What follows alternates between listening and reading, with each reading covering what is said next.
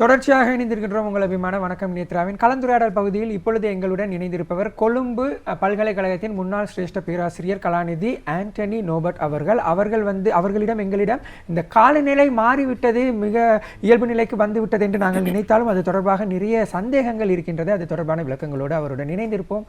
வணக்கம். வணக்கம் கலாநிதி அவர்களே, நாங்கள் பார்த்தோம்னா ஒரு அசாதாரண காலநிலைக்குள்ள தள்ளப்பட்டோம் அப்படின்னு சொல்லலாம். இந்த காலநிலை மாற்றம் எங்கிருந்து ஆரம்பித்தது, அது தொடர்பாக நீங்கள் அதை எப்படி பார்க்கின்றீர்கள்? அசாதாரண காலநிலை பொறைக்குள்ள நீங்கள் தள்ளப்பட்டது என்பது இனி எதிர்காலத்தில் அந்த பொறைக்குள்ள தான் இருக்க போறீங்க. அதாவது என்ன அம்சம் என்று சொன்னால், சர்வதேச ரீதியாக ஏற்பட்டு வருகின்ற மாற்றங்கள், காலநிலை மாற்றம். இந்த காலநிலை மாற்றத்திற்கு பிரதானமான காரணம் என்னென்று சொன்னால் பூகோள வெப்பமடைதல். பூகோளம், குளோபல் வார்மிங் என்பது பிரதானமான அம்சம். ஆகவே இந்த பூகோள வெப்பமடைதலின் காரணமாக இன்று பல்வேறு நாடுகளிலையும் அனர்த்தங்கள் ஏற்பட்டு வருவதை நாங்கள் பார்க்கின்றோம்.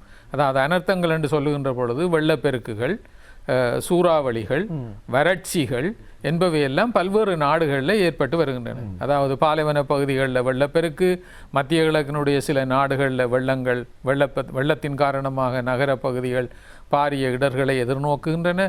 ஆப்பிரிக்க நாடுகளில் வெள்ளப்பெருக்கு, சீனாவில் வெள்ளப்பெருக்கு, துபாயில் வெள்ளப்பெருக்கு, இந்தியாவில் வெள்ளப்பெருக்கு. ஆகவே அண்மை காலங்களில் சர்வதேச ரீதியாக ஏற்பட்டு வருகின்ற பூகோள வெப்பமடைதலின் காரணமாக, அதன் செயற்பாடுகளின் காரணமாக பல்வேறு நாடுகளிலேயும் இந்த இடர்கள் ஏற்பட்டு வருகின்றன. இதனுடைய ஒரு அங்கமாகத்தான் இலங்கை, இந்தியா போன்ற நாடுகளில், தென்னாசிய நாடுகளில் இப்பொழுது ஏற்பட்டு கொண்டிருக்கின்ற அனர்த்தம். ஆகவே இதில் என்ன அம்சம் என்று சொன்னால், பூகோள ரீதியாக இந்த பச்சை வீட்டு வாயுக்களை கட்டுப்படுத்துவதற்காக சர்வதேச ரீதியாக பல்வேறு மகாநாடுகள் மேற்கொள்ளப்பட்டாலும் அவற்றினுடைய அதிகரிப்பு தொடர்ந்து இருந்து கொண்டுதான் இருக்கின்றன. நிலக்கரியை பயன்படுத்துதல் மற்றும் பல்வேறு வகையான வாயுக்களினுடைய வெளியேற்றம் காரணமாகவும், அடுத்தது இன்னும் ஒரு முக்கியமான பிரச்சனை என்னென்று சொன்னால், உலக நாடுகளில் குறிப்பாக மத்திய கிழக்கில் இடம்பெறுகின்ற யுத்தங்களின் காரணமாக ஏற்படுகின்ற பாரிய குண்டுவெடிப்புகளினால் வளிமண்டலத்துக்கு தள்ளப்படுகின்ற பெரும் அளவிலான தூசுக்கள், கெமிக்கல் தூசுக்களினுடைய அம்சங்கள் எல்லாம் வளிமண்டலத்தோட கலந்து அவை பாரிய தாக்கங்களை ஏற்படுத்தும். அதாவது ஒரு கடலில் ஒரு எண்ணெய் கப்பல் விபத்துக்குள்ளாகி அதில் இருந்து வாயுக்கள் வெளியேறுகின்ற பொழுது அவை வளிமண்டலத்தை பாதிக்கும் என்று சொல்லப்பட்ட நிலை இன்று அளவுக்கு அதிகமாக யுத்தங்களின் காரணமாக, பெருமளவிலான குண்டுவெடிப்புகளின் காரணமாக வளிமண்டலத்துக்கு தள்ளப்படுகின்ற புகைகளும் தூசுக்களும் வளிமண்டலத்தில் ரசாயன ரீதியாக மாற்றத்தை அடைந்து எதிர்காலத்தில் இன்னும் ஒரு 3 அல்லது 4 மாதங்களில் இவை பாரிய அதிர்வலைகளை உலகம் பூராகவும் ஏற்படுத்த போகின்றது. மேல்வெளி மண்டலத்தில் ஏற்படுகின்ற இந்த மாற்றம் உலகம் பூராகவும் பரவுகின்ற தன்மை காணப்படுவது இயல்பு. ஆகவே மத்திய கிழக்கு இன்னும் ஒரு 5 அல்லது 6 மாதங்களில் பெரும் அளவான இயற்கை அனர்த்தத்துக்கு, குறிப்பாக வெள்ளப்பெருக்கு அனர்த்தத்துக்கு உட்பட போகின்றது என்பதை மக்கள் உணராமல் யுத்த நடவடிக்கைகளில் ஈடுபட்டு கொண்டிருக்கின்றார்கள். இதன் ஒரு அங்கமாகத்தான் உங்களுக்கு தெரியும், உலகில் 2 அம்சங்கள் இருக்கின்றது. ஒன்று எல்னினோ, மற்றது லானினா. அதாவது இந்த பசிபிக் சமுத்திரத்தினுடைய கிழக்கு பகுதியில் தென் அமெரிக்காவினுடைய பேரு கடற்கரைக்கு அருகாமையில் ஏற்படுகின்ற மாற்றங்களின் காரணமாக, கடல் நீரினுடைய மாற்றத்தின் காரணமாக ஏற்படுகின்ற மாற்றங்கள். ஆகவே இந்த மாற்றங்களின் காரணமாக அதனுடைய பொறிமுறை, அதாவது இந்த எல்னினோ லானினாவினுடைய அந்த மெக்கானிசம் என்பது சர்வதேச ரீதியாக பல்வேறு வகையான மாற்றங்களை ஏற்படுத்தி காலநிலையில் தாக்கத்தை ஏற்படுத்தி வருகின்றன. ஆகவே நீங்கள் போன வருஷத்தை பார்த்தால் 2023ஆம் ஆண்டை அவதானித்தால் 2023ஆம் ஆண்டு எல்னினோ வருடமாக கருதப்பட்டது. அதாவது உலக வளிமண்டலவியல் திணைக்களம் மற்றும் காலநிலை சம்பந்தமான ஆய்வுகளை மேற்கொள்ளுகின்ற பல நிறுவனங்கள் அதனை எல்னினோ வருடம் என்று அறிவித்தார்கள். அது உங்களுக்கு தெரியும், இலங்கையிலும் சரி இந்தியாவிலும் சரி மிக கூடுதலான ஒரு வெப்பம் ஏற்பட்டது, மக்கள் பெரும் அவதிப்பட்டார்கள். ஆகவே இந்த வெப்பத்திற்கு காரணம் இந்த எல்னினோவினுடைய தாக்கம். ஆகவே இந்த எல்னினுடைய தாக்கத்தோட இன்னும் ஒரு அம்சம் என்னென்று சொன்னால், சூரியனில் ஏற்படுகின்ற இந்த கிளர்மின் வீசல்கள், அதில் இருந்து இந்த வெப்ப வெளியேற்றம், அதாவது சூரிய புள்ளிகளின் காரணமாக ஏற்படுகின்ற வெப்ப வெளியேற்றம் வளிமண்டலத்தில் பரவுகின்ற பொழுது அந்த பரவலின் காரணமாக பூகோளம் முழுவதும் வளிமண்டலத்தினுடைய வெப்பநிலை அதிகரித்து இந்த எல்னினோவினுடைய அந்த பொறிமுறைக்கு மேலும் தூண்டுதலாக அமைகின்றது. ஆகவே இவ்வாறு அந்த நிலை மாறி அந்த 23ஆம் ஆண்டு ஒக்டோபருக்கு பின் அந்த எல்னினோவினுடைய தாக்கம் குறைவடைந்து செல்ல லானினாவினுடைய தாக்கம் ஏற்படுகின்றது. அப்ப லானினா குளிர் நிலையை காட்டுகின்ற ஒரு பொறிமுறை. ஆகவே இந்த லானினா 24ஆம் ஆண்டுக்குரிய ஒரு அம்சம். இது எனக்கு நன்றாக ஞாபகம் இருக்கின்றது. போன வருடம் நாங்கள் இது தொடர்பாகவும் கூட ஒரு நேர்காணல் ஒன்றை நாங்கள் நடத்தியிருந்தோம். அதாவது இனி இல்லை என்ற அளவுக்கு வருடம் முழுவதும் வெப்பத்தினால் நாங்கள் 2023ஆம் ஆண்டு மிக ஒரு பாரிய ஒரு கஷ்டத்தில் நாங்கள் இருந்தோம், துன்பத்தை அனுபவித்துக் கொண்டிருந்தோம். அப்படி ஒரு வெயில் தாக்கம் பார்த்தீர்கள் என்றால் அந்த அக்டோபர் மாதத்திற்கு பிறகு இருந்து மழை பெய்ய ஆரம்பித்தது. கிட்டத்தட்ட ஒரு வருடங்களை கடந்து விட்டது, இன்னமும் அந்த மழை நின்றபாடில்லை, தொடர்ச்சியாக பெய்து கொண்டேதான் இருக்கின்றது. அது இப்ப நாங்கள் இப்ப இருக்கிறது லானினாவினுடைய குளிர் நிலைமை இப்பொழுது ஆரம்பித்திருக்கின்றது 24ஆம் ஆண்டு வருடம். ஆகவே இந்த நிலைமைகள் தான் தற்பொழுது காணப்படுகின்ற காலநிலையில் காணப்படுகின்ற இந்த முரண்பாடான அம்சங்களுக்கு, இந்த பாதிப்புகளுக்கு பிரதான காரணமாக இருக்கின்றது. அதாவது அதிகமாக மழை பெய்தால், அதன் மூலமாக வெள்ளம் ஏற்பட்டால், ஒரு புயல் ஏற்பட்டால், ஒரு சூறாவளி ஏற்பட்டால் நாங்கள் அதை இயற்கை அனர்த்தம் என்று சொல்லக்கூடியதாக இருக்கும். ஆனால் நீங்கள் குறிப்பிட்ட அந்த அம்சங்களை நாங்கள் ஒப்பிடும் பொழுது அது இயற்கையாக வந்த ஒரு அனர்த்தமாக இல்லாமல் மனிதர்களுடைய செயற்பாடுகளின் விளைவுகளாக ஒரு செயற்கையாக வந்த அனர்த்தமாக நாங்கள் பார்க்க முடியுமா? இல்லை, இது என்னென்று சொன்னால், இப்போ உதாரணமாக நாங்கள் பூகோள ரீதியாக ஏற்படுகின்ற வெப்பமடைதலுக்கு மனித செயற்பாடுகளும் காரணம். இயற்கை காரணிகளும் பங்களிக்கின்றன, செயற்கை காரணிகளும் பங்களிக்கின்றன. இப்போ இயற்கை காரணிகள் என்று சொல்லுகின்ற பொழுது சூரிய புள்ளி வட்டங்கள், எரிமலை வெடிப்புகள் போன்ற பல்வேறு அம்சங்கள் இயற்கையாகவே நிகழ்கின்ற அம்சங்கள். ஆகிய செயற்கையாக நிகழ்கின்ற அம்சங்கள் என்று சொன்னால் காடழிப்பு, பல்வேறு நடவடிக்கைகள், வாகனங்களில் இருந்து ஏற்படுகின்ற புகைகள், சதுப்பு நிலங்களில் இருந்து ஏற்படுகின்ற வாயுக்கள் என்பவை எல்லாம் சேர்ந்து வளிமண்டலத்துக்கு சென்று இந்த வளிமண்டலத்தில் ஏற்படுகின்ற அதாவது பூகோள வெப்பமடைதலுக்கு பிரதான காரணமாக இருக்கின்றன. ஆகவே இன்று இந்த பூகோள வெப்பமடைதலை, அதாவது இயற்கையான காரணிகள், மனிதனுடைய செயற்பாடுகள், இந்த ரெண்டும் சேர்ந்து பூகோள ரீதியாக ஏற்படுத்திவிட்ட இந்த வெப்பமடைதலின் காரணமாகத்தான் இன்று புயல்கள் அதிகரிக்கின்றன. இப்போ நீங்கள் இலங்கையினுடைய வரலாற்றை எடுத்து பார்த்தால் 1973ஆம் ஆண்டில் இருந்து அல்லது 1970ஆம் ஆண்டில் இருந்து அல்லது 69ஆம் ஆண்டில் இருந்து இலங்கையினுடைய வரலாற்றை எடுத்து பார்த்தால் இந்த இயற்கை அனர்த்தங்கள் எப்போதாவது தான் 1-2 சூறாவளிகள் இடம்பெற்றிருக்கின்றன. அதாவது மட்டக்களப்பில் பொத்துவில்லை ஏற்பட்ட பாரிய சூறாவளிகளை போன்று அதுக்கு பிறகு பெரிய சூறாவளிகள் ஏற்படவில்லை. ஆனால் இப்பொழுது பார்த்தால் ஒரு மாதத்துக்கு 5 சூறாவளிகள் என்ற வீதத்தில் இப்பொழுது இடம்பெற்று கொண்டு வருகின்றது. ஆகவே இதற்கு காரணம் என்ன என்று சொன்னால் பூகோள வெப்பமடைதல் தான் இதற்கு பிரதானமான காரணம். இப்போ அண்மையில் ஏற்பட்ட இந்த சூறாவளி, அதாவது இந்த பென்ஜல் சூறாவளி அதுக்கு அரேபிய பெயர் அதுக்கு சூட்டப்பட்டது. இந்த சூறாவளியினுடைய தாக்கம் என்றுமில்லாதவாறு இந்திய இலங்கை பகுதிகளில் பாரிய அனர்த்தங்களை ஏற்படுத்தி, பேரிடர்களை ஏற்படுத்தி சென்றிருக்கின்றது. ஆகவே இவ்வாறு இந்த வருகின்ற சூறாவளிகளுக்கு காரணம் என்ன? அப்ப இந்த சூறாவளிகள் எவ்வாறு தோற்றம் பெறுகின்றன? அதாவது உங்களுக்கு தெரியும், தென்சீன கடல். இந்த தென்சீன கடலுக்கு அப்பால், அதாவது உலகத்திலேயே மிக மோசமான பயங்கரமான சூறாவளியான தைபூன் சூறாவளி ஏற்படுவது இந்த தென்சீன கடலில் தான். ஆகவே இந்த தென்சீன கடலுக்கு கிழக்கு பக்கமாக நீங்கள் பார்க்கிற பொழுதுதான் இந்த எல்னினோவினுடைய தாக்கம் இடம்பெறுகின்ற பகுதிகள். அதாவது அட்லாந்திக் சமுத்திரத்தினுடைய பேருக்கரையினுடைய கிழக்கு பகுதி. அந்த பகுதியில் ஏற்படுகின்ற வெப்பநிலை மாற்றங்களின் காரணமாக, வளிமண்டலவியல் மாற்றங்களின் காரணமாக அங்கே இருந்து தள்ளப்படுகின்ற வெப்பக்கலங்கள் தென்சீன கடலை நோக்கி வருகின்றன. அப்போ இவ்வாறு தென்சீன கடலை நோக்கி வருகின்ற அந்த கலங்கள் மலேசியாவை தாண்டி அந்தமான் தீவுகளுக்கு வங்காள விரிகுடாவுக்கு வருகின்றது. அப்போ இவ்வாறு வங்காள விரிகுடாவுக்கு வருகின்ற பொழுது இந்த வங்காள விரிகுடா கடல் பகுதிகளில் தாளமுக்கங்கள் உருவாகின்றன. ஆகவே இந்த பூகோள வெப்பமடைதல் மனிதனுடைய செயற்பாடுகளின் காரணமாக, மனித நடவடிக்கைகளினாலும் இயற்கை காரணிகளினாலும் தூண்டப்பட்ட இந்த செயற்பாடுகளின் காரணமாக உலக வெப்பமடைதல், அதாவது குளோபல் வார்மிங்கின் காரணமாக இவை எல்லா இடங்கள்லையும், உலக நாடுகள் முழுவதிலையும் எல்லா இடங்கள்லையும் ஒன்றுமே தவிர்க்க முடியாதபடி பல்வேறு தாக்கங்களை ஏற்படுத்துகின்றன. இந்த தாக்கங்களில் ஒன்றுதான் இந்த தென்சீன கடலில் அடிக்கடி உருவாகின்ற தாளமுக்கங்கள். இவை தவிர்க்க முடியாதவை. ஆரம்ப காலத்தில் நீங்கள் பார்த்தால் ஒரு 15 வருடங்களுக்கு முதல் எப்போவாவது ஒரு வருடத்தில் ஒரு சூறாவளி தான் ஏற்படும். ஆனால் இன்று அடிக்கடி கேள்வி மனித செயற்பாடுகளின் காரணமாக இந்த தாளமுக்கங்கள் அடிக்கடி தென்சீன கடலில் இருந்து வங்காள விரிகுடா தாளமுக்கத்தை நோக்கி வருகின்றது. ஏன் அங்கே வருகின்றன்னு சொன்னால் அந்த பகுதி அந்த பகுதியினுடைய வெப்பநிலை மத்திய கோட்டில் காணப்படுகின்ற வங்காள விரிகுடாவின் மத்திய கோட்டு பகுதியினுடைய வெப்பநிலை 27 பாகை செல்சியஸுக்கு மேலாக காணப்படுகின்றது.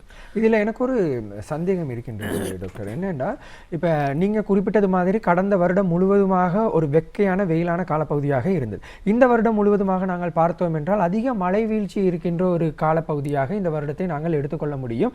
இதன் மூலமாக போன வருடமும் சரி இந்த வருடமும் சரி மக்கள் தான் அதிகமான பாதிப்பை அடைந்தார்கள். அப்படி என்றால் நாங்கள் இவர் தான் ஒரு காலநிலை வரப்போகின்றது, அதற்கு நீங்கள் தயாராக இருங்கள் என்று அந்த மக்களுக்கு முன்கூட்டியே நாங்கள் கொஞ்சம் எதிர்வு கூறி இருந்தால், அவர்கள் சில முன்னேற்பாடுகளோடு இருந்திருந்தால் இந்த பாதிப்புகளை குறைத்திருக்கலாம் அல்லவா?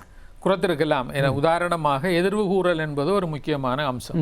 இப்போ உதாரணமாக இந்த வானிலை எதிர்வு கூறல், வெதர் ஃபோர்காஸ்டிங் என்று சொல்லுகின்ற விடயம் ஒரு விஞ்ஞானம். ஆகவே இந்தியாவை நீங்கள் எடுத்தீங்கள் என்று சொன்னால் இந்தியாவினுடைய இந்திய வளிமண்டலவியல் திணைக்களம், அந்த வளிமண்டலவியல் திணைக்களத்தை தவிர இந்தியாவினுடைய சில தனிப்பட்ட நபர்களினால மேற்கொள்ளப்படுகின்ற வானிலை எதிர்வு கூறல்கள் இருக்கின்றன. இப்போ உதாரணமாக ரமணன், அடுத்தது முத்து செல்வம் போன்றவர்கள் எல்லாம் நீண்ட காலமாக 30 வருடங்களுக்கு மேலாக வானிலை பற்றிய எதிர்வு கூறலில் அனுபவம் பெற்ற, பயிற்சி பெற்ற இளைப்பாறிய அலுவலர்களினாலே அவை நடத்தப்படுகின்றன. ஆகவே அவர்கள் கூறுகின்ற அந்த எதிர்வு கூறல்கள் பெரும்பாலும் ஏறக்குறைய 100க்கு 100% சரியாக இருக்கும். இப்போ உதாரணமாக இலங்கையில் 23ஆம் தேதி வங்காள விரிகுடாவில் இலங்கைக்கு அம்பாறைக்கு தென்கிழக்காக வங்காள விரிகுடாவில் ஒரு தாளமுக்கம் 23ஆம் தேதி உருவாகும். அது உருவாகுவதற்கான ஒரு சூழ்நிலை அந்த நவம்பர் 18ஆம் தேதி ஆரம்பித்து விட்டது என்று குறிப்பிட்டிருந்தார். இவ்வாறு உருவாகிய இந்த சூறாவளி வடக்கு நோக்கி நகர்ந்து இந்தியாவினுடைய தமிழ்நாட்டு கரையை கடந்து அராபிய கடலோட சங்கமமாக என்று அன்றைக்கே சொல்லிவிட்டார். இந்திய வளிமண்டலவியல் ஆய்வாளர்கள், எதிர்வு கூறல்களில் இருப்பவர்கள் அன்றைக்கே 23ஆம் தேதி அளவிலேயே சொல்லிவிட்டார்கள், இது 23ஆம் தேதி ஒரு தாளமுக்கமாக உருவாகும். ஆனால் இது உருவாகி வடக்கே நகர்ந்து, ஆனால் அவர்கள் இதில் புயலாக மாறுமா என்பதில் ஒரு சந்தேகம் இருக்கின்றது என்பதையும் குறிப்பிட்டார்கள். ஆனால் இறுதியிலே அது புயலாக மாறி தமிழ்நாட்டு கரையை கடந்து அந்த பகுதி பெங்களூரு அல்லது தமிழ்நாட்டினுடைய மேற்கு பக்கம் ஊடாக சென்று அரேபிய கடலோட சங்கமமாக என்று அன்றே சொல்லிவிட்டார்கள். ஆனால் இந்த மலைக்கு முளைத்த காளான்கள் போன்று இலங்கையில காணப்படுகின்ற பல்வேறு வகையான சமூக ஊடகங்கள் இவை பற்றிய அறிவு எதுவும் இல்லாமல் அந்த கேன்ஃபோன் கிடைத்தால் அது தாங்கள் யூடியூப் மாதிரி அறிவித்தல் செய்யலாம் என்ற நிலையில இந்த காலநிலையை எல்லா இடங்கள்லையும் மாறி மாறி சொல்லிவிட்டார். இப்ப இலங்கையில இலங்கை முழுவதற்குமான வானிலை அறிவிப்பை செய்யக்கூடிய ஒரே ஒரு நிறுவனம் இலங்கை வளிமண்டலவியல் திணைக்களம், மீட்டியோலஜிக்கல் டிபார்ட்மெண்ட். இப்ப உங்களுக்கு தெரியும் இந்த காலநிலையினாலே ஏற்படுகின்ற பாதிப்புகளை யாரும் சொல்லலாம். இங்க வெள்ளப்பெருக்கு இருக்குது, அங்க பாய போகுது, ஆறு உடைப்படுத்திருக்குது, அணைகள் உடைந்திருக்கின்றன, விவசாய நிலங்கள் பாதிக்கப்பட்டிருக்கின்றன என்பது பற்றி யாருமே சொல்லலாம். ஏனென்று சொன்னால் அவர்கள் நேரடியாக அவதானித்து புறப்படுகின்ற தகவல்களை அடிப்படையாக கொண்டு சொல்லலாம். ஆனால் வளிமண்டலத்தில் ஏற்படுகின்ற மாற்றங்களை சொல்வதற்கு வளிமண்டல விஞ்ஞானம், அந்த சயின்ஸ் தெரிஞ்சவர் ஒருத்தர் தான் அதை பற்றி விவரணம் செய்யலாம், மற்றவர்கள் செய்ய இயலாது. இப்போ உதாரணமாக இலங்கையினுடைய வளிமண்டலவியல் திணைக்களத்தை நீங்கள் அவதானித்தால் அங்கு பிசிக்ஸில் PhD கலாநிதி பட்டம் பெற்ற ஒருவர் கொஞ்சம் பேர் தான் அதை செய்கிறார்கள். ஏனென்றால் அந்த மெக்கானிசம் பௌதிகவியலுடன் தொடர்பான அம்சம். இதை தெரியாமல் சூறாவளி அங்க நகருது, கிழக்க நகருது, இங்க போகுது, 1500 மீட்டருக்கு அங்கால. இப்போ உதாரணமாக ஒரு ஒரு ஒரு ஒரு சமூக மீடியா, சோஷியல் மீடியா ஒன்றை பார்த்தேன். அதில் அதாவது இந்த வங்காள விரிகுடாவில் இந்த புயல் ஏற்படுவதற்கு தெற்காக 1500 கிலோமீட்டருக்கு அங்காலே இன்னும் ஒரு சூறாவளி உருவாகினது என்று பேராசிரியர் அவர்கள், நாங்கள் பேராசிரியர் அவர்களிடம் நிறைய இந்த காலநிலை மாற்றம் தொடர்பாக கேட்பதற்கு நிறைய கேள்விகள் இருக்கின்றது. விளக்கங்களோடு அவரும் எம்மிடையே இணைந்திருக்கின்றார். ஒரு சிறிய விளம்பர இடைவேளையை தொடர்ச்சியாக இணைந்திருப்போம். தொடர்ச்சியாக இணைந்திருக்கின்றோம் உங்கள் அபிமான வணக்கம் நேத்ராவின் கலந்துரையாடல் பகுதியில் நாங்கள் பேராசிரியர் ஆண்டனி நோபர்ட் அவர்களுடன் பேசிக்கொண்டிருக்கின்றோம். எங்களுடைய காலநிலை மாற்றம் தொடர்பாக கலாநிதி அவர்களே, இந்த எதிர்வு கூறல்கள் எந்தளவு தூரத்திற்கு உண்மையாக வந்தது அல்லது எந்தளவு தூரத்துக்கு பொய்ப்பித்தது அப்படின்னு நீங்கள் நினைக்கின்றீர்கள்? நான் முதலே குறிப்பிட்டது போன்று இந்த இலங்கை இந்திய பகுதிகளை தாக்கிய இந்த சூறாவளிகள் பற்றி அல்லது இந்த காலத்துக்குரிய சூறாவளி தோற்றப்பாடுகள் பற்றி பல்வேறு வகையான எதிர்வு கூறல்கள் இருக்கின்றன. அப்போ இவ்வாறான இந்த எதிர்வு கூறல்களை நாங்கள் பார்க்கின்ற பொழுது இந்த சர்வதேச ரீதியாக இந்த தோற்றப்பாடு, அதாவது சூறாவளி, இந்த மொன்சூன், அதாவது காற்றுக்கள், சூறாவளிகள், மழைவீழ்ச்சி போன்றவற்றினுடைய தோற்றப்பாடுகளை எடுத்து காட்டுவதற்கான பல்வேறு வகையான மாதிரிகள் இருக்கின்றன. அந்த மாதிரிகள் என்கின்ற பொழுது இந்த மாதிரிகளில் ஒரு 4 அல்லது 5 மாதிரிகள், மாடல்ஸ் என்று சொல்லப்படுகின்ற மாதிரிகள் மிக முக்கியமானவையாக காணப்படுகின்றன. அதில் இந்த மாதிரிகள் என்று சொல்லியிருக்கல நாங்கள் GFS என்று சொல்றது, குளோபல் ஃபோர்காஸ்டிங் சிஸ்டம் என்று சொல்றது. அப்போ இந்த குளோபல் GFS என்று சொல்லுகின்ற பொழுது IMD என்று இருக்கிறது, இந்தியன் மீட்டியோலஜிக்கல் டிபார்ட்மெண்ட், அவற்றினுடைய ஒரு மாடல் இருக்கின்றது.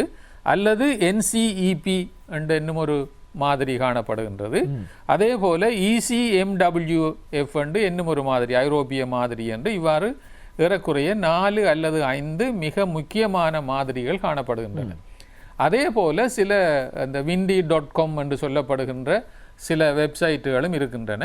ஆகவே இந்த மாதிரிகளில் போய் நீங்கள் அவதானிக்கின்ற பொழுது இந்த மாதிரிகள் செய்மதிகளில் இருந்து புறப்படுகின்ற தொடர்புகளை அடிப்படையாக கொண்டு நேரத்துக்கு நேரம் எவ்வாறு இந்த வானிலையில் குறிப்பிட்ட பிரதேசங்களுக்கு மேலாக மாற்றங்கள் ஏற்படும் என்பதை நீங்களே அறிந்து கொள்ள முடியும். அப்போ இவ்வாறான மாதிரிகளை எடுக்கின்ற பொழுது இலங்கையை பொறுத்தவரையில் இந்த எதிர்வு கூறலில் இலங்கையினுடைய வளிமண்டலவியல் திணைக்களம் முக்கிய பங்கினை வகிக்கின்றது. இலங்கை பூராகவும் பல்வேறு வகையான பிரதேச ரீதியாக, இப்போ யாழ்ப்பாணத்தில் கூட திருநெல்வேலியிலே அதனுடைய நிலையம் அமைக்கப்பட்டிருக்கின்றது.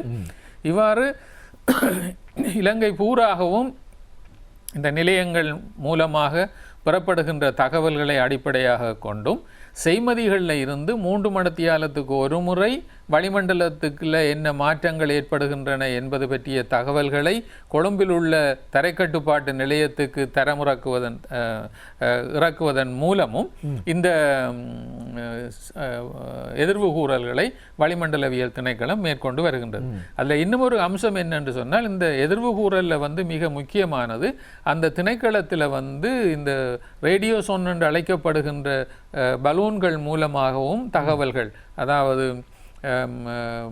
வளிமண்டலத்தில் ஒரு 100 கிலோமீட்டர் உயரத்துக்கு உட்பட்ட பகுதிகளில் இந்த தரவுகள் சேகரிக்கப்படுகின்றன.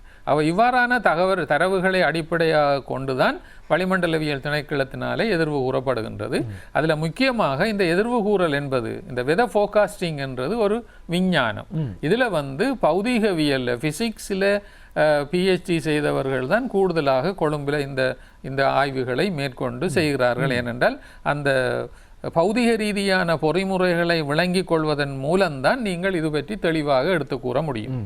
ஆனால் இதுகளை தெரியாத சில சமூக ஊடகங்களும் தனிநபர்களும் புரட்டுக்களை மக்கள் மத்தியில் பரப்பி விடுகின்ற நிலை இன்று காணப்படுகின்றது. இப்போ உதாரணத்துக்கு நான் 2-3 விடயங்களை சொல்லலாம். இப்போ உதாரணமாக இந்தியாவில் மிக முக்கியமான ஒரு எதிர்வுகூறல் நிலையம் வந்து இந்தியாவினுடைய வளிமண்டலவியல் திணைக்களம் சென்னையிலும் இதனுடைய பிரான்ச் இருக்கின்றது. இது தவிர அந்த வளிமண்டலவியல் திணைக்களத்தில் நீண்ட காலமாக 40 வருடங்களுக்கு மேலாக பணிபுரிந்த முத்துச்செல்வம், ரமணன் போன்றவர்கள் கூட தனிப்பட்ட முறையில் எதிர்வு கூறல்களை மேற்கொள்கிறார்கள். ஆனால் அவர்கள் எதிர்வு கூறும் போது மேலதிக தகவல்களுக்கு உத்தியோகபூர்வ வானிலை அறிக்கைகளை பாருங்கள் என்றுதான் சொல்கிறார்கள். ஆனால் யாழ்ப்பாண பல்கலைக்கழகத்தின் ஊடாக வெளியிடப்படுகின்ற இந்த அறிக்கைகளில் வந்து நல்ல சுவாரஸ்யமான தகவல்கள் மக்களுக்கு கிடைக்கின்றன. என்ன அம்சம் என்று சொன்னால், இப்போ உதாரணமாக ஒரு சமூக ஊடகத்தில் நடத்துகிற ஒரு பெண்மணி ஒரு கேள்வியை கேட்கிறார். இந்த 23ஆம் திகதி அம்பாறைக்கு தென்கிழக்காக ஏற்பட்ட தாளமுக்கத்தில் இருந்து 1500 கிலோமீட்டரில் இன்னும் ஒரு சூறாவளி ஏற்பட்டது பற்றி நீங்கள் குறிப்பிட்டிருந்தீர்கள் என்று சொல்லிக்கல. அதை சொன்னவர் சொல்கிறாருன்னு சொன்னால் அது 1500 இல்லை 2500 கிலோமீட்டரில் தான் அந்த சூறாவளி வந்தது. அதாவது முனைவு பக்கமாக அந்த சூறாவளி முனைவு பக்கமாக 2500 சொன்னால் மகரக்கோட்டுக்கு போகுது. ஆகவே அது உயரமுக்க பகுதி, அங்கே இருந்து சூறாவளி வராது. ஆகவே இந்த வானிலை பொறிமுறையை பற்றி இவர்கள் விளங்கிக் கொள்ளவில்லை. மற்றது மக்கள் இன்னும் ஒன்று அவதானிக்கணும் என்று சொன்னால், 23ஆம் தேதி இந்த தாளமுக்கம் ஏற்பட்டு வடக்காக நகர்ந்து இலங்கைக்கு அருகாக செல்லுகின்ற பொழுது இலங்கைக்கு மழை வீழ்ச்சி பெரிய அளவில் இடம்பெறும். அது வடக்காக சென்று தமிழ்நாட்டு கரையோரத்தை கடந்து அரபிக்கடலில் சங்கமிக்கும் என்று அன்றைக்கே சொல்லிட்டார்கள், கிளியராக தெளிவாக சொல்லிட்டார்கள். ஆனால் அதுக்கு பிறகு இந்த சூறாவளி 23ஆம் தேதி ஆரம்பிக்கின்ற பொழுது எனக்கு ஒரு மிக பெரிய பயமாக இருந்தது. இது அம்பாறைக்குள்ளால் போகுமா அல்லது மட்டக்களப்புக்குள்ளால் போகுமா என்று எனக்கு ஒரு பயம் இருந்தது என்று சொல்லி அதுக்குள்ள ஒரு நாடகம் ஆடி கூத்தடிச்சு, ஏதாவது இந்த பொறிமுறையை விளங்காதவர்களுடைய செயற்பாடுகள் இது. முதலாவது வந்து அந்த ஃபீல்டில் நீங்கள் எதிர்வு கூறுதலாக இருந்தால் அந்த பாடம் சம்பந்தமான அறிவு இருக்க வேணும். ஆகவே அந்த பாட அறிவு எதுவும் இல்லாமல் வேறு பாடங்களை கற்றதுக்கு பிறகு இதை மக்களுக்காக இதை சொல்லக்கூடாது, மக்களை ஏமாற்ற முடியாது. அடுத்தது வங்காள விரிகுடாவில் இருந்து அந்த தாளமுக்கம் எப்பொழுதும் வடமேற்கு பக்கமாக போகுமே ஒழிய கிழக்கு பக்கமாக இப்பொழுது நகர்ந்து கொண்டிருக்கின்றது. இது ஒரு புதிய மாற்றம் 300 வருடங்கள் என்று குறிப்பிட்டார்கள். அது கிழக்கு பக்கமாக நகர இல்லை. அந்த நகர்வதற்கான என்ன பொறிமுறை என்பதையும் அவர்கள் சொல்றதுக்கு தெரியாது. ஏனென்றால் ஆழ்கடல் பகுதியில் காணப்படுகின்ற ஒரு வெப்ப நீரோட்டம், மலேசியாவில் இருந்த ஒரு வெப்ப நீரோட்டம், இலங்கைக்கு தெற்காக இருந்து வந்த ஒரு நீரோட்டம், அடுத்தது இலங்கைக்கு இந்தியாவினுடைய கரையோர பகுதியில் கல்கத்தா பகுதியில் இருந்து வந்த ஒரு குளிர் நீரோட்டத்தினுடைய செல்வாக்கில் தான் இந்த சூறாவளி மாட்டுப்பட்டு அசைவை ஏற்படுத்தினது. ஒரு 30 கிலோமீட்டர் கிழக்காக நகர்ந்து அதுக்கு பிறகு அங்கே போய் சென்றிருக்கின்றது. ஆகவே இந்த கண் பகுதி வருகின்ற பொழுது, வால் பகுதி வருகின்ற பொழுது கிளிநொச்சி முல்லைத்தீவு பகுதிகளுக்கு கனமழை கிடைக்கும் என்று 24ஆம் தேதியே சொல்லிவிட்டார்கள். ஆனால் இது 29, 30ஆம் தேதிகளில் தான் இது சூறாவளியாக மாறினது.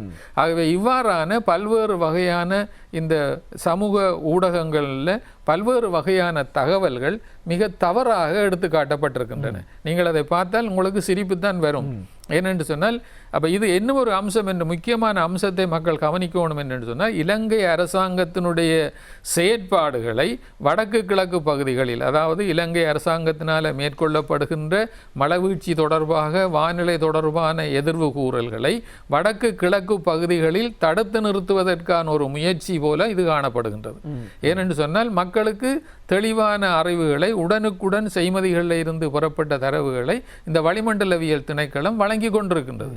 ஆகவே இதனை தடுத்து, அப்போ உதாரணமாக வடபகுதியில் வடமாகாணம், மத்திய மாகாணம், வடமேல் மாகாணம், கிழக்கு பகுதிகளில் 150 மில்லிமீட்டருக்கு மேற்பட்ட மழை வீழ்ச்சி கிடைக்கும் என்று வளிமண்டலவியல் திணைக்களம் எதிர்வு கூறியிருக்கின்றது.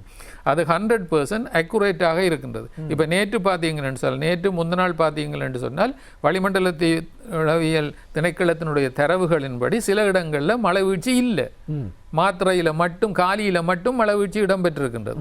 ஆகவே அவ்வாறு நிலைகளில் 340, 380 மில்லிமீட்டர் மழை வீழ்ச்சி 24 மணித்தியாலத்தை கிடைக்கும் என்று தான் தோன்றித்தனமாக எந்த விதமான மூலாதாரங்களுமின்றி மக்களை ஏமாற்றுகின்ற ஒரு செயல்முறைகளில் இந்த சமூக ஊடகங்கள் ஈடுபட்டிருக்கின்றன. ஒரு பெண்மணி இதை பற்றி சொல்லுகின்ற பொழுது இந்த சூறாவளி வங்களாவளியில் வந்திருக்கின்றன்னு சொல்கிறான். நான் பயந்துட்டேன், என்னடா வேலனைக்கு சூறாவளி வந்துட்டுதாண்டு. ஆகவே இவ்வாறான விஷயங்கள் தெரியாமல் காலநிலை விஞ்ஞானத்தை விளங்கி கொள்ளாமல் வங்காள விரிகுடா என்பதற்கு பதிலாக வங்காள விரிகுடா என்பதற்கு பதிலாக வங்களாவடிக்கு வந்துட்டு என்று சொல்லப்படுகின்றது. அவை இவ்வாறான அம்சங்கள் எல்லாம் தவிர்க்கப்பட வேண்டும். அரசாங்கம் இது சம்பந்தமாக இந்த இந்த இந்த இந்த யூடியூப் எல்லாம் சமூக ஊடகங்களில் யார் நடத்தலாம், அவர்களுக்கு என்ன குவாலிஃபிகேஷன் இருக்க வேணும், என்னத்தை அடிப்படையாக கொண்டு அவர்கள் செய்யணும் என்பதை அரசாங்கம் மிக விரைவில் இதற்கான ஒரு கட்டுப்பாட்டை கொண்டு வர வேண்டும். இல்லவிட்டால் தடி எடுத்தவன் எல்லாம் தண்டல்காரன் என்ற நிலை மாறி வானிலை எதிர்வு கூறலை பித்தலாற்றலாக்கி எல்லாத்தையும் மாற்றி விடுவார்கள். இதே போன்றுதான் இப்போ உதாரணமாக மட்டக்களப்பிலும் நடந்த சம்பவம். ஆமாம், அதை தான் நான் அடுத்ததாக கேட்கணும்னு வந்தேன். என்னென்னா இப்போ சமூக ஊடகங்களின் மூலமாக நல்ல விடயங்களும் நடைபெற்றிருக்கின்றது. அதாவது சில பிரதேசங்கள் பாதிப்படைந்திருக்கின்றது, அதற்கு உதவி வேண்டும் என்று நிறைய உதவிகள் இந்த சமூக ஊடகங்களாலும் செய்யப்பட்டிருக்கின்றது. ஆனால் பொய்யான சில வதந்திகளும் பரப்பப்பட்டிருக்கின்றது. உதாரணமாக சுனாமி வரப்போகின்றது என்கின்ற ஒரு கதை வந்து அது நிறைய மக்களை பயமுறுத்தியது அல்லவா? அந்த ஒரு வசனம் கூட ஒரு சமூக ஊடகத்தின் மூலமாகத்தான், வாட்ஸ்அப் மூலமாக நிறைய பேருக்கு பரவி அனைவரும் ஒருவேளை சுனாமி வந்து விடுமோ என்கின்ற ஒரு பதட்டத்திற்குள் ஆளானார்கள். இவ்வாறாக அந்த சமூக வலைத்தளங்களை பயன்படுத்தி பொய் வதந்திகளை பரப்புவதன் மூலமாக அவர்கள் அடைய போகின்ற லாபம் இதில் என்ன அம்சம் என்று சொன்னால், ஒரு பிரதேசத்தில் சுனாமி ஏற்பட வேண்டுமாக இருந்தால், இப்போ உதாரணமாக மட்டக்களப்பு மாவட்டத்தில் சுனாமி வருமாக இருந்தால் அதற்கு அருகாக உள்ள சமுத்திர பகுதியில் மிகப்பெரிய புவிநடுக்கம் ஒன்று ஏற்பட்டிருக்க வேண்டும். அந்த புவிநடுக்கத்தின் காரணமாக கடலுக்கு கீழ் ஏற்பட்டிருக்கின்ற அதிர்வின் காரணமாக 2004ஆம் ஆண்டு ஏற்பட்டது போன்று பெரிய அலைகள் வந்து கரையை தாக்கும். ஆகவே அவ்வாறான ஒரு புவிநடுக்கம் ஏற்படாத போது சுனாமி வருகுதென்று சொல்லிக்கொண்டு நீங்கள் இருப்பிடத்தை விட்டு ஓடுறதாலே என்ன பிரயோசனம்? இது சமூக ஊடகங்கள் இதனை பரப்புகிறார்கள். ஆகவே நீங்கள் பயப்பட தேவையில்லை. ஏனென்றால் ஒரு சுனாமி வாரதற்கு பிரதானமான காரணம் கடலில் சமுத்திர பகுதியில் புவிநடுக்கம் ஏற்பட்டிருக்க வேண்டும். ஆகவே அந்த புவிநடுக்கம் தான் காரணம். அந்த புவிநடுக்கம் ஏற்பட இல்லை என்று சொன்னால் மழை வீழ்ச்சியினாலோ புயலினாலோ எந்த விதமான சுனாமிகள் ஏற்பட மாட்டாது. அலைகள் மட்டும் கூடுதலாக வந்து கரை பிரதேசங்களை தாக்கும். இப்போ இந்த சமூக ஊடகங்களில் இந்த புயல் ஏற்பட்ட பொழுது சொன்னார்கள், கடல் அலையினுடைய மட்டம் 3-4 மீட்டர்கள் உயரமாக இருக்குது, இதனால் தரைப்பகுதியில் இருந்து கடலுக்கு நீர் போகாதுன்று. என்ன பித்தலாட்டம் என்று எனக்கு விளங்க இல்லை. அப்போ இவ்வாறான கதைகள் மூலமாக மக்களினுடைய மனநிலைகளை மாற்றுகின்ற நடவடிக்கைகளை தற்பொழுது காணப்படுகின்ற காளான்கள் போன்று முளைத்திருக்கின்ற சமூக ஊடகங்கள் செய்கின்றன. மற்றது அந்த ஒரு ப்ரோக்ராம் நடத்துகிற பொழுது அந்த நடத்துகிறவர் வந்து அந்த சப்ஜெக்ட் சம்பந்தமான ஒரு பின்னணி அறிவோடு தான் கேள்விகளை கேட்க வேணும். அதை கேட்காமல் சும்மா தான் தோன்றித்தனமாக கேள்விகளை கேட்டு அதற்கு படு மோசமான இந்த விஞ்ஞான ரீதியான அம்சங்களை மக்களுக்கு தவறாக பரப்புகின்ற ஒரு நடவடிக்கைகளில் அண்மை காலங்களில் ஈடுபட்டு கொண்டிருப்பதை காண முடிகின்றது. அதே போன்று இந்த சுனாமி என்பது வரும் அப்படி என்று நிறைய பேரை பதட்டத்தில் ஆழ்த்தி மக்கள் பயப்பட்ட ஒரு காலகட்டத்தில் சும்மா சுனாமி வராது இல்லையா? ஒரு நிலநடுக்கம் என்றால் கூட ஒரு குறிப்பிட்ட அளவு ரிக்டருக்கு மேல் நிலநடுக்கம் இருந்தால்தான் சுனாமி வருவதற்கான வாய்ப்பு இருக்கின்றது அல்லவா? நோமலாக இலங்கையில் பல்வேறு இடங்கள்லையும் அதிர்வுகள் ஏற்படுகின்றன. அது ட்ரெமர் என்று சொல்கிறது. அது அதிர்வுகள் வந்து 2 அளவு திட்டம் 2.5 3.5 ஏற்படலாம். ஆனால் சுனாமி வாரதாக இருந்தால் புவிநடுக்கம் ஏறக்குறைய 8-9 அளவு ரிஸ்டர் அளவு திட்டத்துக்கு ஏற்பட வேண்டும். ஈவன் 6 அளவு திட்டத்தில் ஏற்பட்டால் கூட பெரிய அளவில் சுனாமி வாரத்துக்கான சந்தர்ப்பம் இல்லை. அது எந்த பகுதியில் ஏற்படுகிறது? சமுத்திர பகுதியில் ஏற்பட வேண்டும். மிக ஆழமான பகுதி இல்லாமல் மேலோட்டமாக மேல் பகுதியில் ஏற்பட வேண்டும். 10-15 கிலோமீட்டர் ஆழத்தில் ஏற்பட வேண்டும். பாதாளத்தில் 10-15-150 கிலோமீட்டர் ஆழத்தில் ஏற்பட்டால் சுனாமி ஏற்படுவதற்கான வாய்ப்புகள் குறைவு. ஆகவே அவ்வாறான தன்மைகளின் போதுதான் சுனாமி ஏற்படும். ஆகவே மக்கள் பயப்பட வேண்டிய அவசியம் இல்லை. புவிநடுக்கம் கடலுக்குள்ள பெரிய அளவில் ஏற்பட்டிருந்தால் நீங்கள் எச்சரிக்கையாக இருக்க வேண்டும். அதை விட்டுட்டு சுனாமி வருகுதுன்னு நீங்கள் ஓட முற்கூடாது. எல்லாத்துக்கும் இப்படி ஓட தொடங்கினா நீங்கள் சும்மா ஒரு கதையை சொன்னாலே ஓட வலிக்கிட்டுருவீங்க. ஆகவே இவ்வாறான அம்சங்கள் இருக்குது. அடுத்து என்ன கொண்டு பாருங்க, இந்த மழை வந்து இந்த தாளமுக்கமாக உருவாகி வருகிற பொழுது மழை வீழ்ச்சியை கொடுக்கும். ஆகவே 23ஆம் தேதி இந்த தாளமுக்கம் ஏற்பட்ட உடனே சோஷியல் மீடியாக்களில் சொல்லிவிட்டார் என்றால் சூறாவளியாக எடுக்க போகுது, இதனுடைய கண் முல்லைத்தீவு கிளிநொச்சிக்குள்ளால போக போகுது, வால் பகுதி தூர போக போகுது, மழை வீழ்ச்சி குறையும், அப்படி இப்படி என்று சொல்லி சூறாவளியாக உருவகம் கொடுத்து விட்டார்கள். ஆனால் சூறாவளி அது கடைசி நேரத்தில் தான் உருவாகினது. மக்கள் மிக அவதானிப்பாக இந்த எதிர்வு கூறல்கள் கிளியராக தெளிவாக இந்த எதிர்வு கூறல்கள் தனிப்பட்ட வானிலை இந்தியாவில் உள்ள தனியார் வானிலை அறிக்கையாளர்களினால கொடுக்கப்பட்டிருக்கின்றது. இந்த சூறாவளி 7 நாட்கள் இந்த கடல்ல நின்றுருக்குது. கடலில் தொடர்ச்சியாக இந்த சூறாவளி நிற்குமாக இருந்தால் அதுக்கு ஒரு வீரியத்தன்மை கிடைக்கும் என்று பிதற்றி கொண்டிருந்தார்கள். ஆனால் அது ஏன் கடலில் நிற்குது என்று சொன்னால் அந்த பகுதியில் தொடர்ச்சியாக தாளமுக்கம், அதாவது கடல் மட்டம் வெப்பமாக இருக்க வேண்டும். அப்போ கடல் மேற்பரப்பு வெப்பநிலை 27 பாகைக்கு மேலே இருந்தால், செல்சியஸ் வெப்பநிலைக்கு மேலே இருந்தால் சூறாவளி உருவாகும். ஆனால் அங்கே முக்கியமான அம்சம் என்னென்னு சொன்னால், கடலினுடைய மேற்பரப்பில் இருந்து ஏறக்குறைய 50-60 மீட்டர் ஆழமான பகுதி நீரும் சூடாக இருக்க வேண்டும். அப்போது சூடாக இருந்தால் தான் அந்த சூறாவளி நிலையான சூறாவளியாக இருக்கும். அப்போ இவ்வாறு உருவாகின சூறாவளி நகரம் உட்பட இல்லை. ஏன் நகரம் உட்பட இல்லை என்று சொன்னால், இந்த இந்தியாவினுடைய வடக்கு பகுதியில் இருந்து குளிர்காற்று வீச தொடங்கி இருக்கின்றது. அப்ப இந்த குளிர்காற்று இதனுடைய நகர்ச்சியை தடை செய்து கொண்டிருந்த காரணம்தான் இந்த சூறாவளி கிலோமீட்டருக்கு 3 கிலோ, அதாவது மணிக்கு 3 கிலோமீட்டர் 2 கிலோமீட்டராக நகர்ந்த காரணம்.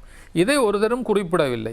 அடுத்தது எல்லா சமூக ஊடகங்களையும் வடக்கு கிழக்கு பகுதிகளில் தோன்றுகின்ற தாளமுக்கம் என்று சொல்லியிருக்கிறார்கள். இந்த சூறாவளி வடக்கு கிழக்கு பருவக்காற்று இலங்கையில இன்னும் தோன்றவில்லை, அடுத்த கிழமைகளில் தான் அது ஆரம்பிக்கும். நீங்கள் இந்தியாவினுடைய காலநிலையியல் வானிலையியல் அறிக்கைகளை பார்த்தா என்ன, இலங்கையினுடைய வளிமண்டலவியல் திணைக்களத்தினுடைய அறிக்கைகளை பார்த்தா என்ன, இது மொன்சூனுக்கு பிந்திய காலம். மே டு செப்டம்பர் தென்மேல் மொன்சூன், அக்டோபர் நவம்பர் மாதம் மொன்சூனுக்கு இடைப்பட்ட காலம். அதாவது வடகிழ் மொன்சூனுக்கும் தென்மேல் மொன்சூனுக்கும் இடைப்பட்ட காலம். இது சூறாவளி காலம். இப்போ நீங்கள் என்ன ஒன்று அவதானிக்கலாம் என்று சொன்னால், மக்கள் அவதானமாக இருக்க வேண்டும். இந்த சூறாவளி சத்தம் போடாமல் அமைதியாக இருந்து தன் வேலையை காட்டிவிட்டது. அதாவது இந்த சூறாவளியினுடைய காற்று வேகம் 80க்கு மேலே போக இல்லை. இந்தியாவினுடைய கரையை கடக்குகின்ற பொழுதுதான் 85-90ஆக மாறினது. ஆகவே இந்த சூறாவளி காற்றினுடைய வேகம் குறைவு, கடலினுடைய கொந்தளிப்பு குறைவு, அடுத்தது மழை வீழ்ச்சியை அளவுக்கு அதிகமாக கொட்டிவிட்டது. ஆகவே இந்த மழை வீழ்ச்சியை இதுவரை காலம் இல்லாத, இப்போ சூறாவளி என்றால் 2 நாளில் அடிச்சுட்டு போயிடும். ஆனால் இது நின்று இந்த கட்டங்கட்டி அடித்த மாதிரி போயிட்டது. மழை வீழ்ச்சி அதிகம். இவ்வாறு இந்த மழை வீழ்ச்சி அதிகமாக இருந்தது காரணம் என்னென்னு சொன்னால், இந்த லானினாவினுடைய நீரணு பொருந்திய குளிர் நிலை இதோட தொடர்பட்டதனால் அளவுக்கு அதிகமான மழை வீழ்ச்சியை கொட்டி கொண்டிருக்கின்றது. ஆகவே இதுவரை எந்த சூறாவளியினாலேயும் இப்படியான ஒரு வெள்ளப்பெருக்கை வடக்கு கிழக்கு மக்கள் கண்டிருக்க முடியாது. ஏனென்று சொன்னால் இதனுடைய லானினாவினுடைய தாக்கம். ஆனால் இன்னும் ஒரு அம்சம் இருக்கின்றது என்னென்று சொன்னால், இந்த சூறாவளி பூகோள வெப்பமடைதலின் காரணமாக உருவாகின்ற சூறாவளி. இலங்கையினுடைய வானிலையில் அக்டோபர் நவம்பர் மாதங்கள் தான் சூறாவளிகள் அடிக்கடி காணப்பட்ட மாதம். ஆகவே இப்பொழுது இந்த வெப்பநிலையின் தாக்கத்தின் காரணமாக இவற்றினுடைய செறிவு மிக கூடுதலாக காணப்படுகின்றது. அடுத்த 5ஆம் தேதி அளவில் இன்னும் ஒரு தாளமுக்கம் வங்காள விரிகுடாவினுடைய தென்பகுதி வடபகுதியில் உருவாக போகின்றது. வங்காள விரிகுடாவினுடைய தென்பகுதி அல்ல, வடபகுதியில் ஒரு தாளமுக்கம் உருவாக போகின்றது. அது சூறாவளியாக மாற மாட்டாது. வட இந்திய கரையை நோக்கி, மேற்கு வங்காளத்தை நோக்கித்தான், மேற்கு கரை பகுதியை நோக்கி இது நகரும். ஆனால் 12, 13, 15, 16ஆம் தேதிகளில் இன்னும் ஒரு சூறாவளி இந்தியாவினுடைய வங்கக்கடலில் உருவாக போகின்றது. தென்சீன கடலில் இருந்து ஏற்படுகின்ற வெப்ப கலங்கள் தென்சீன வங்காள விரிகுடாவை நோக்கி அந்தமான் தீவு பக்கமாக நகர்ந்து கொண்டிருக்கின்றன. இவை 16ஆம் தேதிகளில் ஏற்பட்டு இலங்கைக்கு அதனால் ஒரு பாதிப்பு இருக்குது. மக்கள் மிக கவனமாக இருக்க வேண்டும். இதுக்கு பிறகு கிறிஸ்மஸுக்கு கிட்டவாக இன்னும் ஒரு சூறாவளி இருக்கின்றது. இந்த சூறாவளிக்கு இலங்கையினுடைய பெயர் தான் சூட்டப்பட இருக்கின்றது. அதற்கு பேர் சக்தி. இந்த சக்தி என்ற பெயரில் ஒரு சூறாவளி தன் ஆட்டத்தை ஆடுவதற்கு வருகிறது கிறிஸ்மஸை அடுத்து. எந்தெந்த பிரதேசங்கள் இதனால் வடக்கு கிழக்கு பகுதிகள் இதனால பாதிக்கப்படும். என்ன அம்சம் என்று சொன்னால் இன்னும் ஒரு முக்கியமான அம்சம், நீங்கள் கேட்கலாம் இந்த தற்பொழுது வந்த இந்த பென்சல் புயலால ஏன் இலங்கை முழுவதும் பெரும்பாலான மழை வீழ்ச்சி இடம்பெற்றிருக்கின்றன. ஆமாம், அது ஒரு பிரதேசம் என்றும் இல்லாமல் மொத்த இலங்கையுமே. ஏனென்று சொன்னால் இது ஒரு தாளமுக்கம். இந்த பகுதி வந்து ஒரு தாளமுக்கம், படிப்படியாக அதை இன்டென்சிஃபிகேஷன் என்று சொல்லுவார்கள், செறிவடைகிறது. ஆகவே இந்த தாளமுக்கம் ஏறக்குறைய 150 கிலோமீட்டர் அகலமான ஒரு தாளமுக்க பகுதி. ஆகவே இந்த முகில் விசிறல், இந்த முகிலினுடைய பரம்பல் வந்து ஏறக்குறைய 150 கிலோமீட்டருக்கு கூடுதலாக இருந்ததால இலங்கை முழுவதையும் தன் ஆதிக்கத்துக்குள்ள அது மழை வீழ்ச்சியாக இடம்பெற்றிருக்கின்றது. ஆகவே மக்கள் ஒன்று கவனிக்க வேணும், இந்த பித்தலாட்டங்களின் காரணமாக இலங்கையினுடைய வடகிழக்கு மான்சூன்ல வந்து இது 3வது புயல் 4வது புயல் என்று எல்லாம் அப்பட்டமான பொய். முதல் பாட பின்னணி அறிவு இருக்க வேண்டும். அதை அறிவை வச்சு கொண்டுதான் நீங்கள் கதைக்க வேணும். அது இல்லாமல் கதைக்க கூடாது, மக்களை ஏமாற்றக்கூடாது. அடுத்தது இன்னும் ஒரு அம்சம் என்னென்று சொன்னால், இந்த வடகிழக்கு மான்சூன் இன்னும் தொடங்க இல்லை.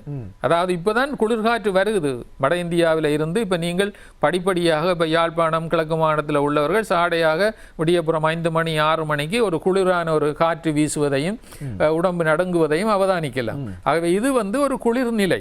இந்த குளிர்நிலை வந்து இனித்தான் தொடங்க போகின்றது. டிசம்பர் பிப்ரவரி தான் இலங்கையினுடைய வடகிழ் பருவக்காற்று காலம். இதை விட்டுட்டு ஜனவரி மாதம் 15ஆம் தேதியோட வடகிழ் காற்று முடியுது என்று இந்த சமூக ஊடகங்கள் என்னத்துக்கு இப்படி எல்லாம் சொல்றார்கள் என்று எனக்கு விளங்க இல்லை.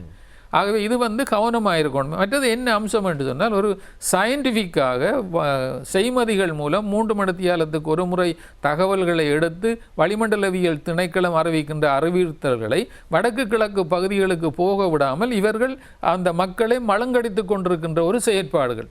இது ஒரு திட்டமிட்ட செயற்பாடாக இருக்கிறதோண்டு எனக்கு ஒரு சந்தேகமாக இருக்கின்றது.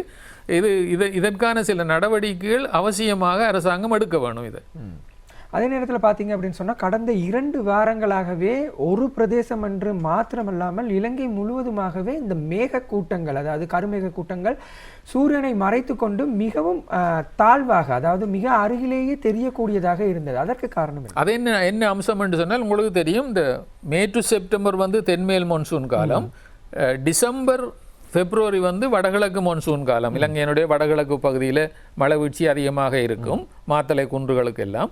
ஆனால் என்ன அம்சம் என்று சொன்னால், இந்த காற்று மத்திய ஆசியாவில் இருந்து நீண்ட இமயமலை பகுதியில் இருந்து வருகின்ற காற்று, அதனால குளிர் காற்றாக இருக்கும்.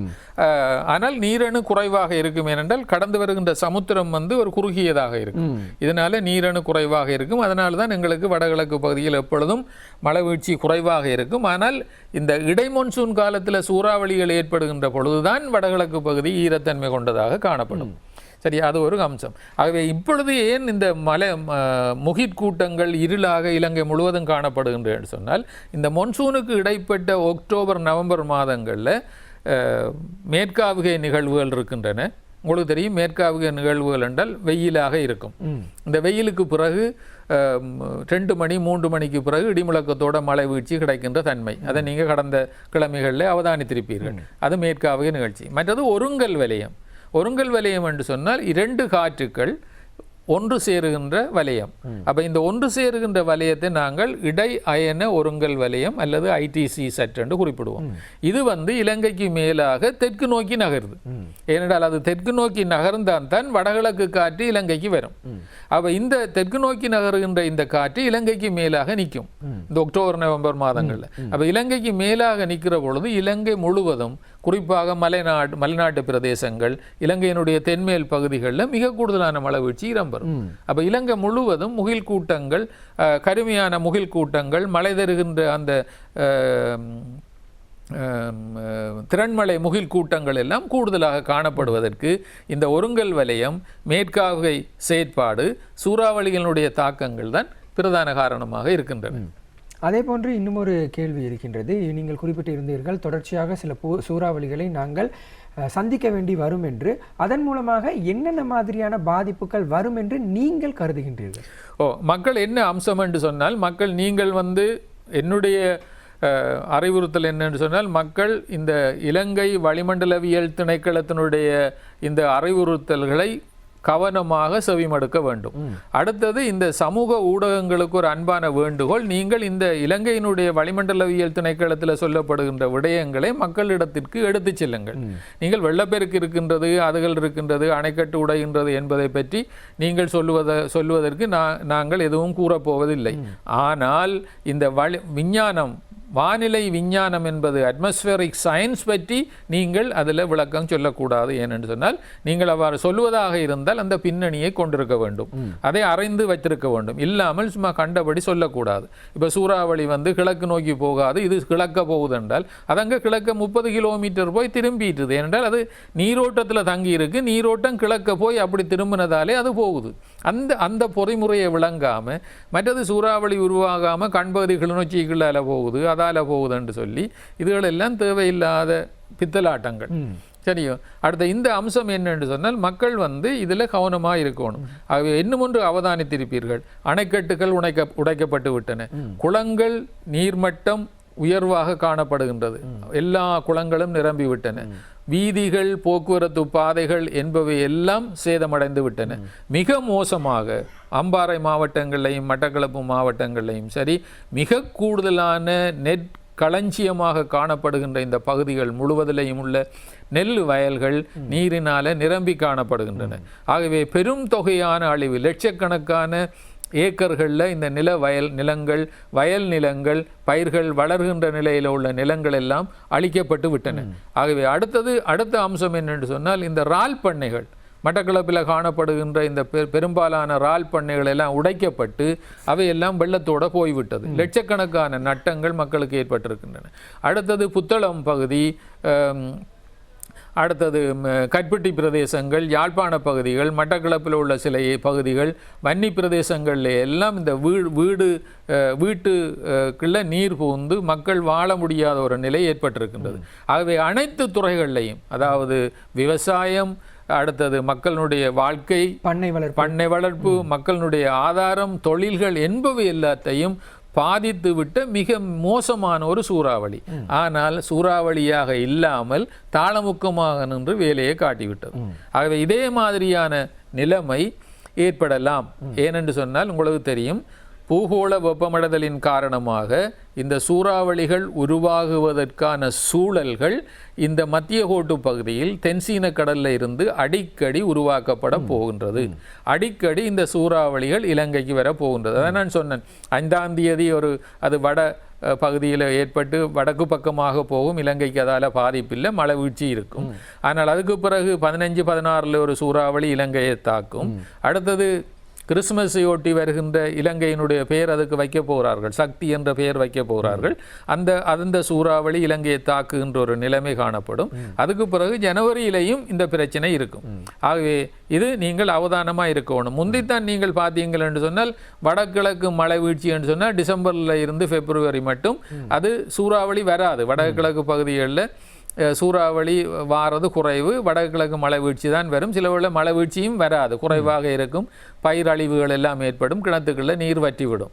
ஆனால் இப்போ எல்லாம் இந்த சொந்தக்காரர் மாதிரி ஒன்றுக்குள்ளே ஒன்று இன்டராக்ஷனாக காணப்படுது. வடகிழக்கு காலத்தில் சூறாவளி வருகுது, ஆரம்பிக்கும். சில வேளையில் இந்த வடகிழ டிசம்பர் தொடக்கம் பிப்ரவரியும் சூறாவளி வாரத்துக்கான வாய்ப்புகள் இருக்கின்றன. ஆகவே எல்லாம் மாறி காலநிலையெல்லாம் மாற்றமடைந்திருக்கின்றது. ஒரு சிஸ்டமேட்டிக்காக இருந்த வானிலையை மக்கள் குழப்பி விட்டார்கள். மக்களுடைய செயற்பாடுகளின் காரணமாகவும், பச்சை வீட்டு வாயுக்களுடைய தாக்கங்களின் காரணமாகவும், யுத்த நிலைமைகளினால் வளிமண்டலத்துக்கு செல்லுகின்ற தூசுக்கள், புகைமூட்டங்கள், ரசாயன ரீதியான மாற்றங்களை ஏற்படுத்துகின்ற உலக ரீதியான பாதிப்புகள் காரணமாகவும், எல்லினோவும் லானினாவும் தனது ஆட்டங்களை தொடக்கி இருக்கின்றன. மக்கள் அவதானமாக இருப்பது நல்லம். ஆனால் என்ன நடவடிக்கைகளை எடுக்க வேண்டும் என்று சொன்னாலும், அளவுக்கு மிஞ்சின வெள்ளப்பெருக்கு ஏற்படுகின்ற பொழுது மக்கள் என்ன நடவடிக்கைகளை எடுக்கிறது? ஆனால் உயிர்களை பாதுகாப்பதற்கு வெள்ளங்களில் போகாமல் இந்த அநியாயமாக இந்த மாணவர்களுடைய உயிர்கள் பறிபோனது மாதிரியான ஒரு நடவடிக்கைகளை மக்கள் மிக அவதானமாக இருக்கணும். வெள்ளங்களில் இறங்கக்கூடாது வெள்ளங்களில். அப்போ இவ்வாறான நடவடிக்கைகளில் மிக கவனமாக இருப்பது மிக முக்கியமானது. இத்தனை நேரமும் எங்களுடைய காலநிலை தொடர்பாக இவ்வளவு நாள் என்ன நடைபெற்றது, இனிமேல் என்ன நடக்கப் போகின்றது என்பது தொடர்பாக நிறைய விடயங்களை கலாநிதி ஆண்டனி நோபர்ட் அவர்கள் எங்களுடன் பகிர்ந்திருந்தார். அவர்களுக்கு எங்களுடைய நன்றிகளை நாங்கள் தெரிவித்துக் கொள்கின்றோம். நன்றிகள் ஐயா. வணக்கம். இதுபோன்று இன்னும் ஒரு சுவாரஸ்யமான நிகழ்ச்சியில் உங்களை சந்திக்கும் வரை இப்பொழுது உங்களிடமிருந்து நானும் விடைபெற்றுக் கொள்கின்றேன். நான் சனாதனன். நன்றி, வணக்கம்.